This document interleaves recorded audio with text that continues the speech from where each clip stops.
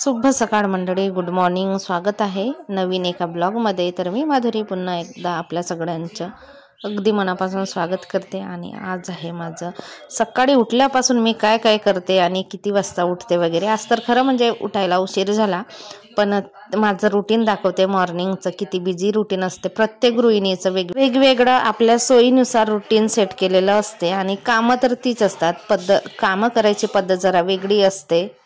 करणाऱ्यांनी चूल पण पेटवली. आणि बाहेरचं वातावरण बघा, थंडी जरा कमी जाणवते. स्ट्रीट लाईट वगैरे लावलेल्या दिवसाला, म्हणजे थोडंसं अंधारात जाते तेव्हा मी इकडे जाते फिरायला. आणि थोडंसं दिवस निघाला तर मी इकडे मागच्या साईडला जाते. आभाळ कसं झालेलं आहे, एकदम लालसर. आता सूर्यदर्शन पण होणार आहे. तसं एकदम दिवस पण नाही निघाला, अंधाराच आहे. जरा मोबाईलमध्ये उजेड दिसतो. सडा वगैरे झालं सगळं. आणि मी निघाले आता इकडे फिरायला.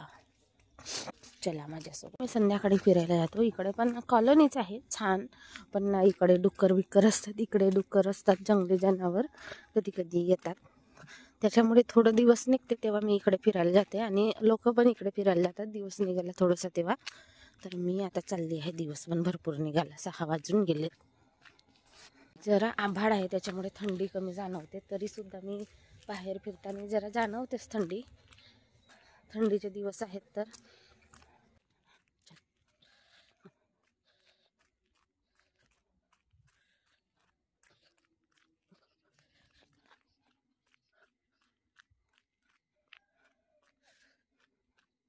सकाळचं वातावरण इतकं छान वाटतं ना. आता 2 दिवस झाले तर कमी आहे थंडी, त्याच्यामुळे अजूनच जास्त चांगलं वाटतं. आणि मी फिरायला निघाले. फिरून पण आता रिटर्न होत आहे मी घराकडे. आज खरं म्हणजे जरा उशीर झाला मला फिरायला, नाहीतर मी इतक्या वाजे आपल्या घरी असते फिरून. आणि जवळपास मी सकाळी 2-3 किलोमीटर चालून येते आणि छान वाटतं. ह्या भागामध्ये आम्ही सायंकाळी येतो फिरायला. आणि आता भरपूर दिवस निघाला, 6 वाजून गेले ना. त्याच्यामुळे जर आपण इकडे फिरत बसलो ना, 5-10 मिनटं उशिरा झालो तर आपला तिकडे जो ताडा आहे तो बदलून जातो, किंवा मग घाई गडबड होते.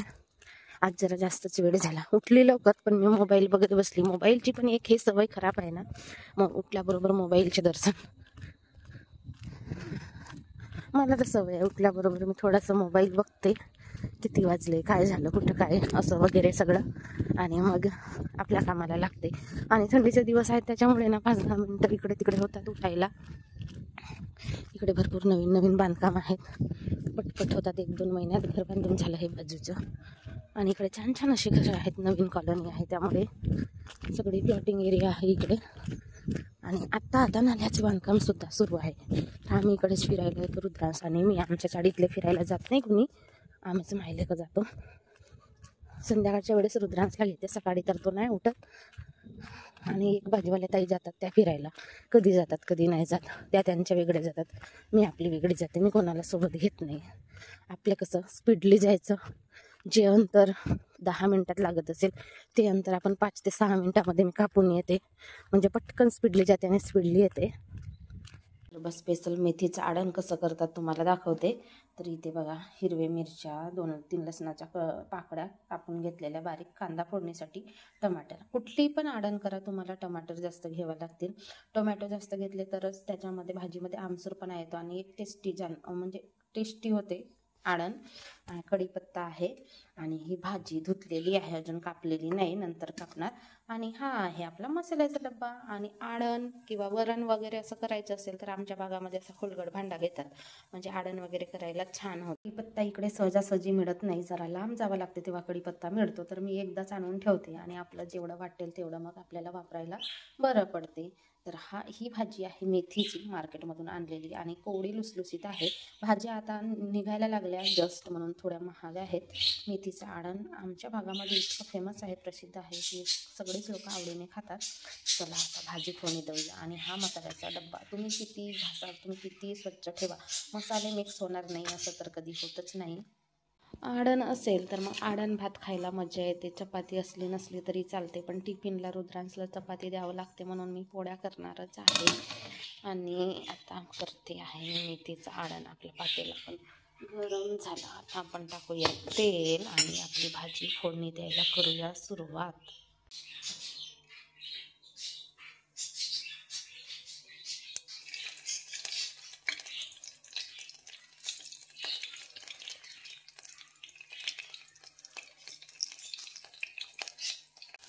जिरा, लसूण आणि कांदा. आता छान कांदा असा परतून घ्यायचा.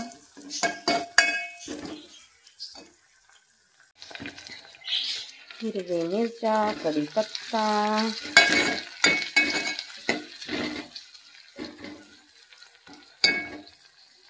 आळण म्हटला तर मग कढीपत्ता पाहिजे, त्याशिवाय आपल्या आळणाला टेस्ट येत नाही.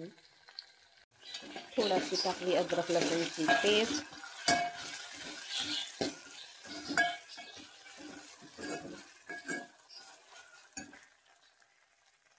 हळदी पावडर, धने पावडर आणि थोडंसं किंचित असा लाल मिरची पावडर पण टाकली.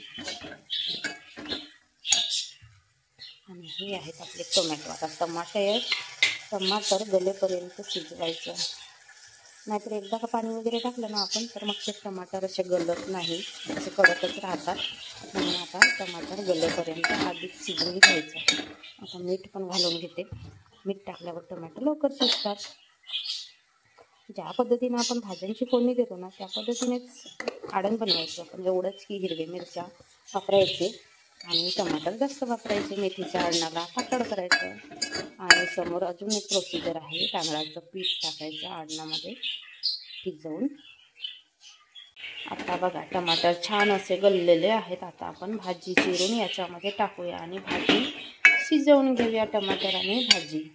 मेथीची भाजी स्वच्छ धुवून ठेवली होती पाणी गळायला. आणि आता मसाले आपले टमाटर वगैरे छान असे गलून शिजलेले आहेत.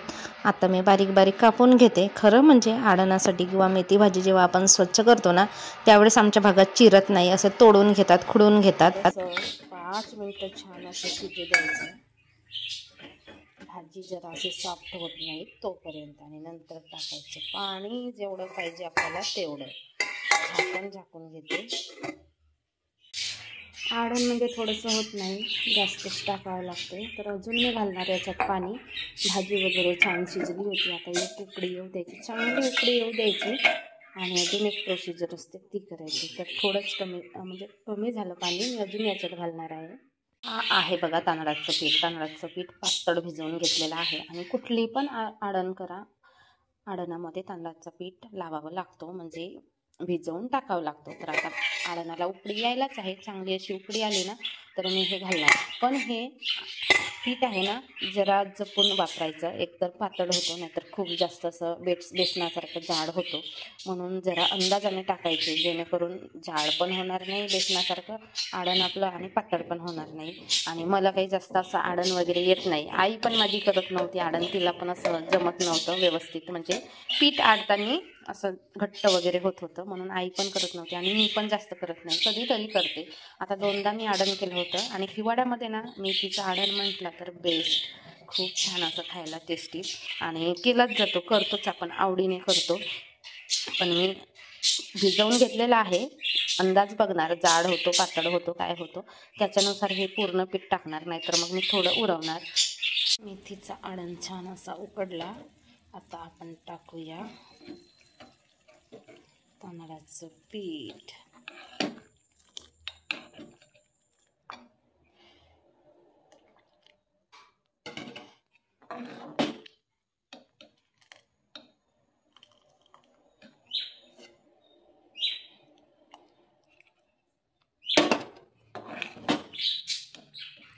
आता असं दिसते पातळ, पण ते उकडी आली, छान आडण आडलं गेलं की मग ते घट्ट होते.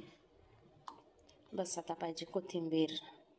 आता सगळं काही टाकलेलं आहे, फक्त आता सगळं काही टाकलेलं आहे, फक्त छान अशी उकडी येऊ द्यायचं, म्हणजे आपला आडण तयार. आणि कोथिंबीर टाकायचं. मी मार्केटमधून कोथिंबीर आणली नाही, तर कोथिंबीर आहे नाही तर मी काही घालणार नाही. पण हिरवा सांबार असला ना तर चव दुप्पट होते कुठल्या पण आडणाची. आणि इकडे चपात्या पण चालू आहेत माझ्या. तर चपात्या पण ऑलमोस्ट झाल्या, जास्त नव्हत्या करायच्या मला, रुद्रांसपुरत्या आणि 2 कशा करायच्या होत्या. तर माझ्या चपात्या असतात अशा पद्धतीचे, लालसर असे छान भाजून घेते. आणि छान अशा फुगलेल्या चपात्या आवडतात आम्हाला. तर अशा पद्धतीने माझे चपात्या पण चालू आहेत. हे बघा तयार आहे आपला मेथीचा आडण. जास्त घट्ट पण नाही, जास्त पातळ पण नाही. आणि छान वास तर एकदम मस्त भारी येतो.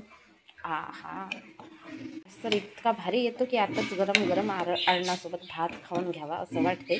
तर तयार आहे, जास्त काही लागत नाही. साधी सोपी रेसिपी आहे, पण एवढी टेस्टी आहे की भयानक. पावभर वाटाण्याचे शेंगा आणले होते आणि दाणे किती निघाले तर अर्धा पावसुद्धा दाणे निघाले नाही.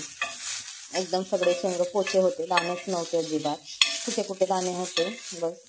रुद्रांश म्हणाला की टिफिनमध्ये मी फ्राय करून घेऊन जाणार. तर आता अशा पद्धतीने फ्राय करून देते, वरून मीठ टाकणार फक्त, बस झालं. अशा पद्धतीने खायला त्याला आवडतात, ह्यांना पण आवडतात. पण एवढे तर आहेत नाही, बस रुद्रांशला होता टिफिनमध्ये घेऊन जायला. आणि चपाती घेऊन जाणार.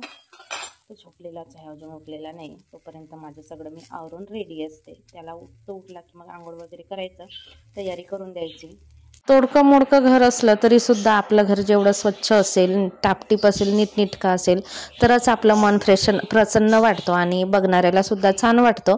एकदा मी किचन झाडून घेतला उठली तेव्हा, आणि आता संपूर्ण घर झाडून घेतली. फरशी वगैरे पुसून घ्यायचं आहे. आणि काय मोकळं घर आहे तर मी रोजच फरशी पुसते. कधीतरी कंटाळा आला तर अल्टरनेटली म्हणजे झाडझूड होईपर्यंत मी हीटर लावला तर हीटरने पाणी गरम पण होऊन जातो. आणि हिवाळ्यामध्ये थंड पाणी असतं टाकीचं, त्याच्यामुळे लवकर गरम काही होत नाही आणि इतकी युनिट जळतात. पण आम्ही हीटरवरच पाणी गरम करतो नेहमी. आणि इथे लावलेला भाजीपाला, कोथिंबीर आलेला आहे, छान लसूणसुद्धा आलेला आहे. ठरवून उचलायची ड्युटी यांची असते, कारण हे उशिरा उठतात. कधीतरीच मी उचलते, कारण मला घरातली कामं असतात त्यावेळेला. आणि हे उशिरा उठतात, मग हेच सगळं उचलून ठेवतात, कारण हे गादी खाली घेतात आणि खाली झोपतात. मग ती गादी बेडवर ठेवायची, बेड सेट करायचं, असं हे करतात. कधी नाही केलं तर मग मी करते. आज हे पण आंघोळीला गेले होते, माझं सगळं आवरलं होतं. मग मी म्हटलं आता मी उचलून घेते, मी आवरून घेते. मी घर आवरून घेतलं आणि रुद्रांश गेला त्याच्या पप्पासोबत आंघोळीला. कधीतरी जातो तो आपल्या पप्पासोबत आंघोळीला, नाही तर माझ्यासोबतच असते त्याची आंघोळ.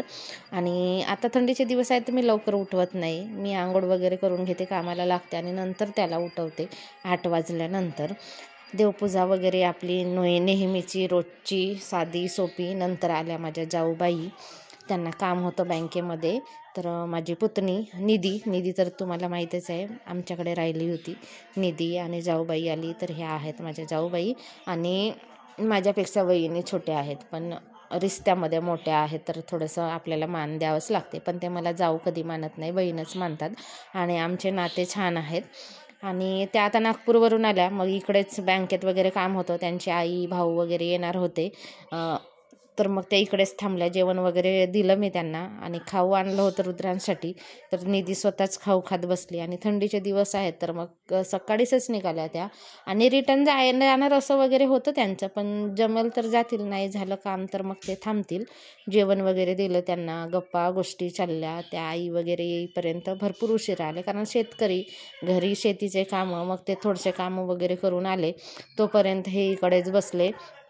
थांबा म्हणते पण हे थांबत नाही, कारण काही न्यायचं असते गावावरून त्यांना. मग माहेरी जातो आपण त्यावेळेस कसं 2 पिशव्या तर एक्स्ट्राच्या भरून जातात, तर त्या काही न्यायच्या आहेत म्हणून ते माहेरी जाणार आहेत.